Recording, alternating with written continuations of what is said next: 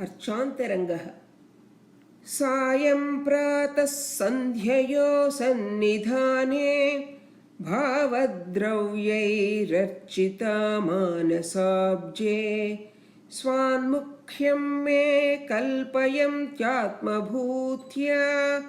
येऽहं तेषां किङ्करः शङ्कराणाम्।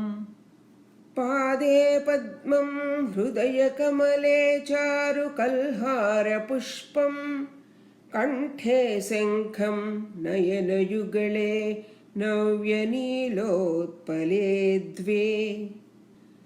कुन्दं दन्ते ह्यधरपटले पाटलं चम्पकञ्च घ्राणे मल्लीं स्मितजुषिमुखे श्रीदळं श्रीललाटे भ्रूसान्निध्ये सुमसरधनुः पुष्पमात्रं कटाक्षे साहस्रारं तदनुपरमं नागलिङ्गं तदग्रे गाङ्गेयाब्जं शिरसि मकुटे मञ्जुलं चन्द्रकान्तं विन्यस्यैवं गुरुवरशिवाराधनप्रक्रियायाम् द्रव्याद्वैतप्रसृतसुमनो मुद्रया माराध्याराधनपरिकराभेदभावं भजन्ति योगारूढस्थितिपरिणताद्वैतसिद्धिं गतास्मीत्यन्तः खेलत्यनुभवरसे राजहंसीमतिर्मे बिम्बस्त्वं प्रतिबिम्बयेष भवदालम्बः कदम्बो गिरा मौव्यक्तं मणिदर्पणे मनसि मे व्यक्तं स्वरूपं तव येन प्रस्फुरति प्रभो प्रतिपदं तत्स्वार्थमाभूषय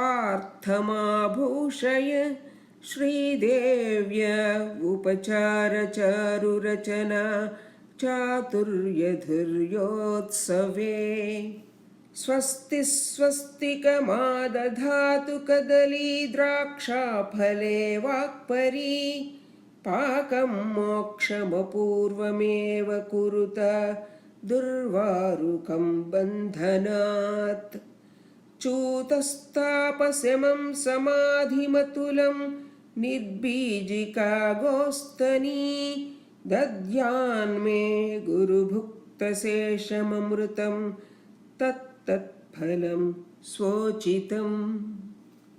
यद्यत्कर्म करोमि तत्तदखिलं शम्भो तवाराधनं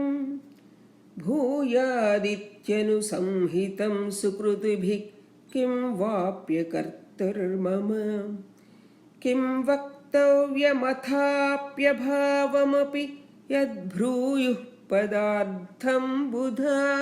स्त्वद्वक्ष्ये यदकर्म मे तदपि ते ह्याराधनं स्यादिति क्लीबे ब्रह्मणि मन्मनः श्रीमतिशक्त्यां स्त्रियामेकतां गन्तुं सङ्गतमेव पुंसि गिरिसे साक्षाद्गुरौ नो भवेत् नाद्वैतं गुरुणा सहेति च वच स्तेनेरितं तद्गत वात्मैवालमतो भजे शिवगुरुं स्वात्मानमेवात्मना निरङ्कुशं संविवशं मनो मे न पारयेत् सुन्दर तेनुभूत्यै मनोहरस्तत्सकलं सबीजं हरप्रभो येन ममेष्टसिद्धिः अल्पायुष्त्वमपण्डितैरिह सुख व्यासक्तधीविभ्रमैः तापग्रस्तजनैः प्रचिन्तितमहो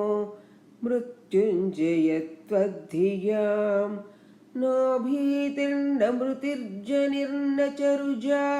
तेषां स्मरारे सुधा रोचिः शेखर ते जयन्ति नितरां दीर्घायुषा वर्चसा।